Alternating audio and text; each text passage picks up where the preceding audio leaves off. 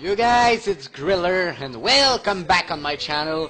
Donc aujourd'hui on se retrouve pour une vidéo comme à toutes les fois assez spéciale. Non, en fait la vidéo d'hier c'était pas une vidéo assez spéciale, mais c'était une vidéo assez spéciale parce que c'est toutes des vidéos assez spéciales. Bref, donc ça va être le World First. En fait la première DNA avec la nouvelle arme qui est sortie. Donc le M1, je sais plus trop quoi, mais ils veulent l'avoir dans le titre.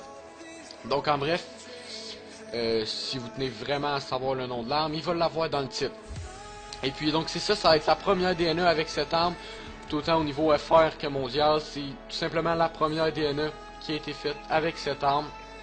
Donc un gameplay que je suis assez fier, notamment parce que c'est la première DNA qui a été faite avec ça, mais aussi parce que c'est pas une DNA qui a été très facile à réaliser, parce que c'est un revolver, donc qui pouvait seulement avoir 6 balles dans le chargeur.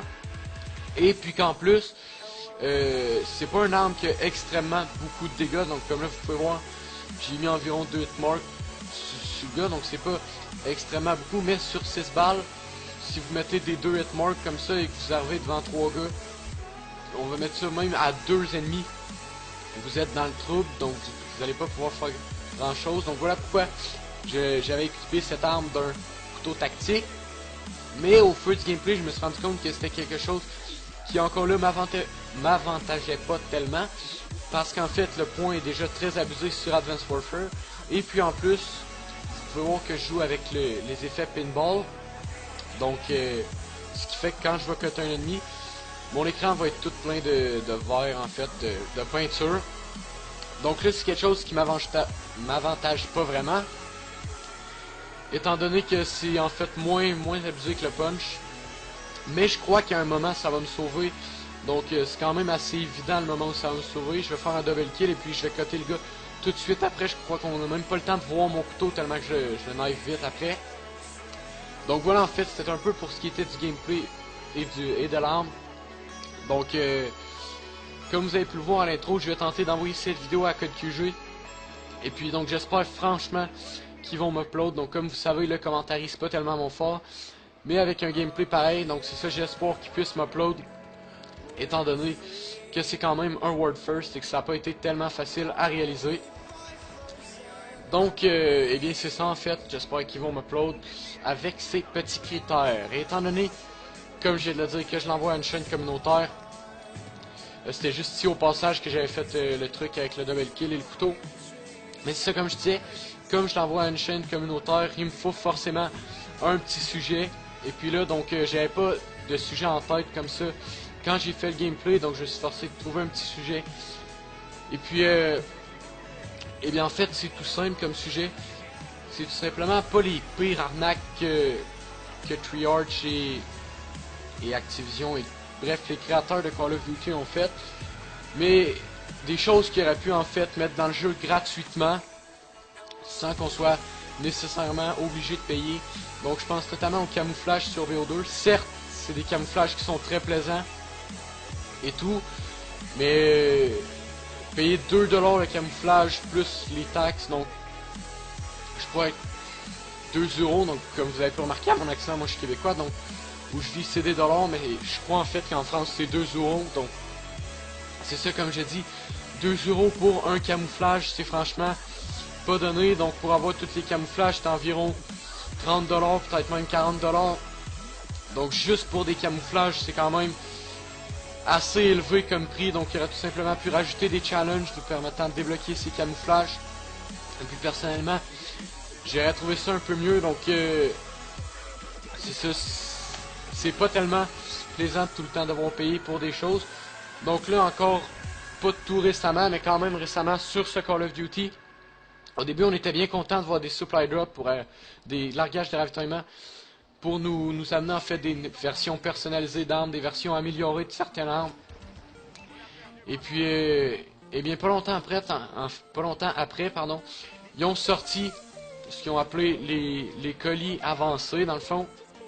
Donc ça a été franchement quelque chose de pas très sympa. Et dans le même temps, c'est sympa. Donc, je vais m'expliquer. Assez sympa parce que pour ceux qui ont quand même de l'argent à dépenser et puis qui voulaient une arme, ça leur permettait d'avoir l'arme comme ça, sans tout le temps trop jouer au jeu.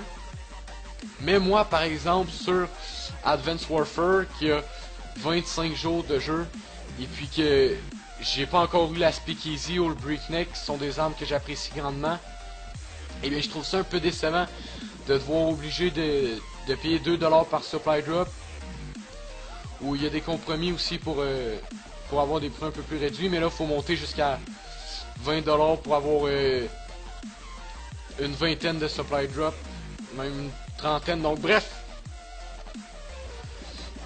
Donc je crois en fait que c'est même plus bas que ça, c'est peut-être 15 supply drop. Donc je veux pas trop dire de merde non plus, mais vous avez compris le principe, c'est franchement très cher. Et puis c'est ça pour quelqu'un comme moi, qui a 25 jours de jeu sur le jeu, et puis qui a pas encore eu de bonne arme. Personnellement, ça me tente pas d'être obligé de demander à un de mes parents, tu pourrais-tu m'acheter, je peux-tu prendre ton compte pour m'acheter de 40$ de supply drop, de largage de ravitaillement, puis là de devoir dire à mon père simplement, ah ben c'est tout simplement pour avoir des armes meilleures dans le jeu qu'on a déjà, mais là qu'avec lui je vais être juste un petit peu plus fort, mais quand même je crois pas que mon père serait très ravi de devoir me donner 40$ pour simplement une petite variante de jeu. Et encore là, c'est pas sûr qu'on va avoir la variante qu'on veut. Donc certes, on va avoir quelques variantes qu'on va apprécier, mais si la Speakeasy, je prends notamment cet exemple-là, parce que c'est une arme qui est beaucoup voulue sur le jeu. Donc beaucoup de personnes ont payé ils ont payé très cher pour avoir cette arme-là, donc ils ont acheté beaucoup de largage de ravitaillement avancé. Et puis pas longtemps après, l'arme a été patchée, donc il est devenu moins fort. Certes, le Speakeasy, ça restera toujours un Speakeasy, c'est une arme, selon moi, assez abusée. Mais avec tous les patchs qu'il y a eu dessus, c'est plus une arme autant cheatée qu'il y avait avant. Donc, c'est ça, c'est plus une arme autant cheatée qu'il y avait avant. Et pour les gens qui ont dépensé 100 quelques dollars simplement pour avoir cette arme-là, je trouve que c'est assez décevant pour eux d'avoir dépensé tout cet argent pour en fait quelque chose qu'ils ont pu. Donc si je prends un exemple qui est peut-être pas quelque chose qui est nécessairement arrivé, mais si quelqu'un par exemple a dépensé 100$ pour avoir ce Speakeasy et puis que la journée d'après était patché, c'est comme s'il avait loué le Speakeasy pour une journée à 100$. Donc tant qu'à moi t'en prends un à terre puis tu l'as une game, c'est en masse. Donc vous pouvez voir que j'ai débloqué ma DNA. Et puis donc je veux simplement encore remercier Code QG s'il m'upload. Et puis c'est ce que j'avais à dire en fait. C'était grillé. Peace out.